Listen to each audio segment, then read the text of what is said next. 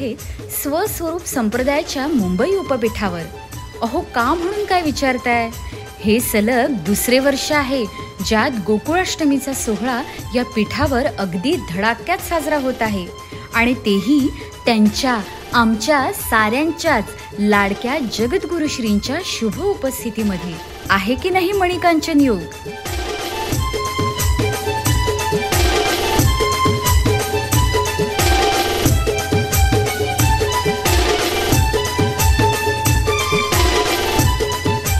नवचैतन्य घेऊन गोपाळ काल्याच्या दिवशीची मनोहर पहाट उजळली ती म्हणजे दहीहंडीसाठी.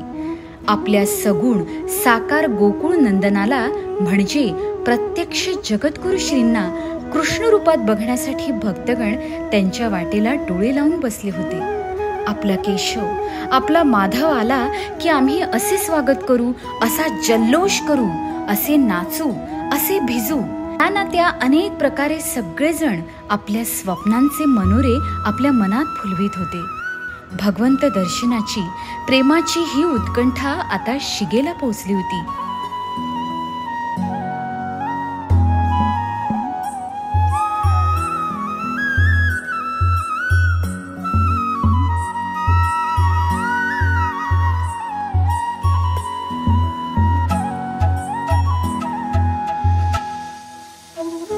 काही वेळाने हळूच मंदिराचे दार उघडले आणि समस्त भाविक भक्तगणांच्या हृदय मंचकावर राज्य करणारा त्रिलोकीनाथ म्हणजे आमचा लीलाधारी देव सर्वांना दिसला.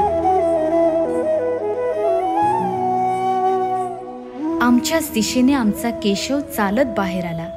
त्यांचे तेजोमय मुखकमल, त्यांचे स्मित हास्य पाहिले आणि सर्व भाविकांमध्ये, गोपगोपींमध्ये जणू एक वीजच सळसळली. उत्साहाची, आनंदाची जणू भली मोठी सुनामीच यावी याप्रमाणे सगळे प्रेमाने उड्या मारू लागले.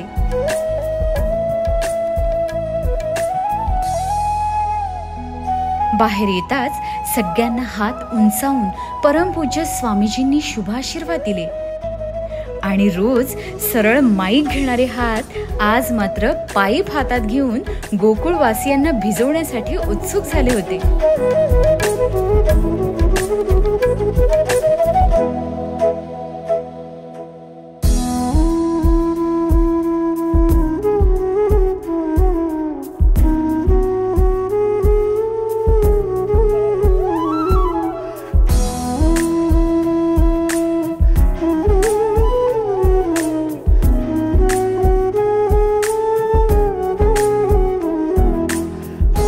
स्वामीजींच्या प्रत्येक हालचालीसोबत भाविकांच्या उत्साहाचा आलेख सुद्धा वर खाली होत होता.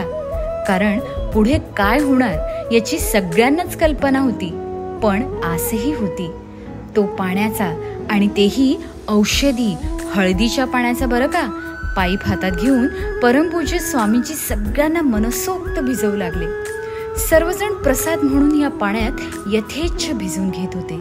काही जण आनंदाने, उत्साहाने मोठ्याने ओरडत होते, तर काही स्वामीजी मला पण भिजवा ना अशी मनोमन याचना करत होते. साक्षात सद्गुरूपी भगवंताकडून भिजण्याचे परम सौभाग्य जे लाभत होते. गोकुळात मोहन मुरारी पाणी भरणाऱ्या गोपिकांना त्यांच्या डोक्यावरील पाण्याचे माठ फोडून भिजवत असे. त्यावेळी त्या गवळणींना जो परमानंद प्राप्त व्हायचा ना, तो हाच आनंद असावा, हेच सौभाग्य असावे, असे हे विलक्षण दृश्य.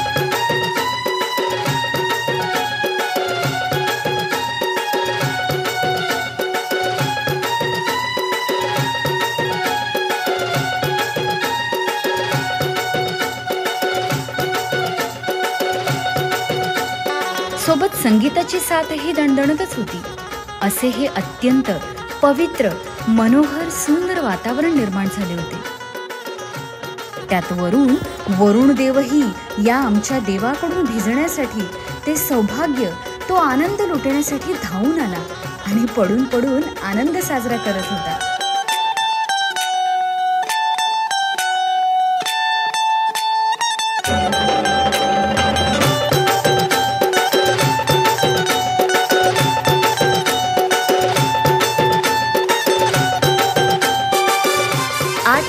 गोकुळातला पीठ परिसर गोप गोपियांनी ओसंडून वाहत होता.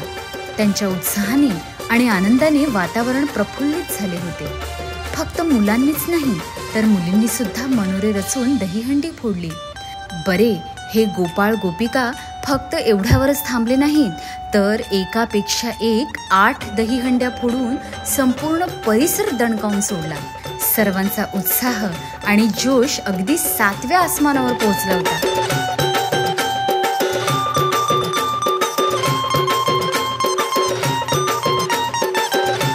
परमपूज्य स्वामीजी देखील आपल्या लेकरांच्या या लीला कौतुकाने पाहत होते.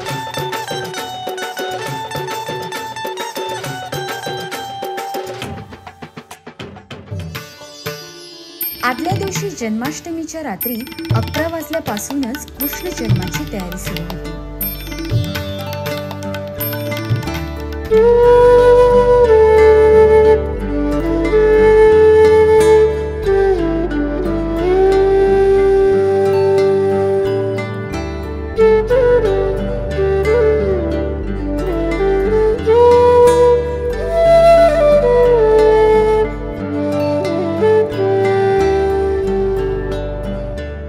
या जन्मोत्सव सोहळ्यात सहभागी होण्यासाठी लांबून लांबून भक्तगण या मुंबई उपपीठाच्या सभागृहात एकत्रित जमले होते.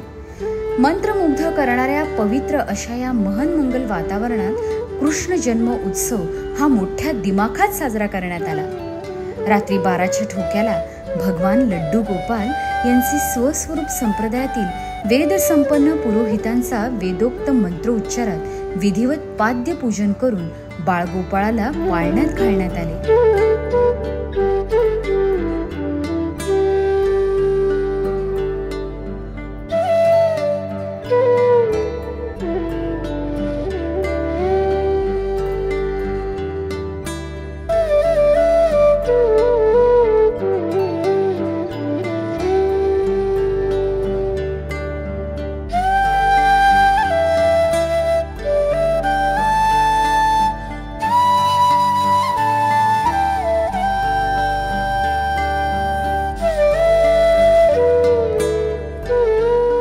रंगीबेरंगी सुगंधित आणि नाजूक फुलांनी सजवलेल्या या पाळण्यात अगदी नवजात बालकाप्रमाणे अलगद स्थापित करण्यात आले. गोड अंगाई गात भगवान बाळकृष्ण यांना हलके हलके झोके देण्यात आले.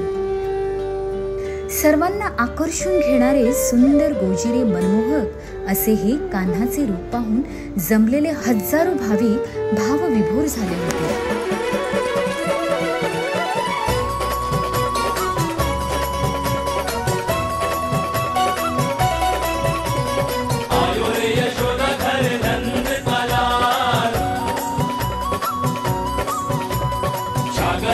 आणि आनंदाने भजन देखील गात होते. इतकेच काय तर नटून थटून आलेले ग्वालबाल मंडपामध्ये रास देखील खेळत होते.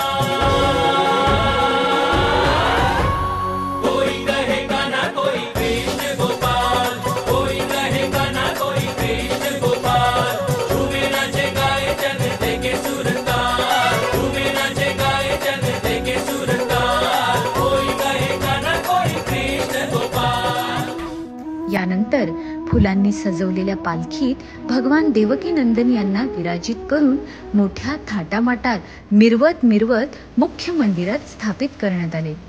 जणू काही या वसईमध्ये गोकुळच अवतरले म्हणा ना. यात कणभरही अतिशयोक्ती होणार नाही. संपूर्ण वातावरणात एक विलक्षण शक्तीची कमालीची ऊर्जा संचारली होती.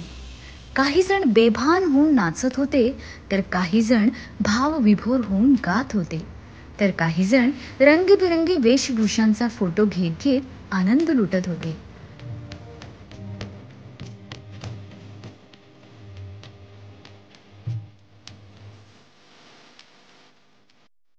दरवर्षीप्रमाणे यंदालाही नाणेसधाम येथे ही परंपरा नेहमीच्या जल्लोषात पार पडली. जन्माष्टमीच्या रात्री 12 वाजता नाथांच्या माहेरी कृष्ण जन्मोत्सव सोहळा पार पडला आणि दुसऱ्या दिवशी मानाची पहिली दहीहंडी नटखट देवयोगी महाराजांच्या हस्ते फोडून उत्सवाची सुरुवात झाली.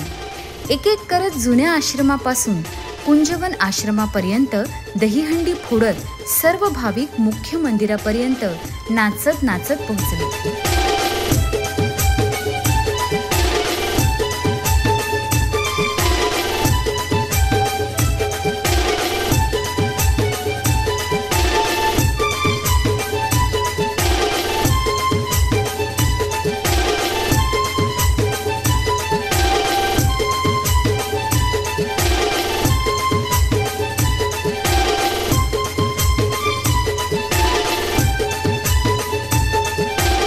अशा प्रकारे दोन्ही पीठांवर हा महान मंगल आनंद उत्सव सोहळा मोठ्या जल्लोषात साजरा झाला.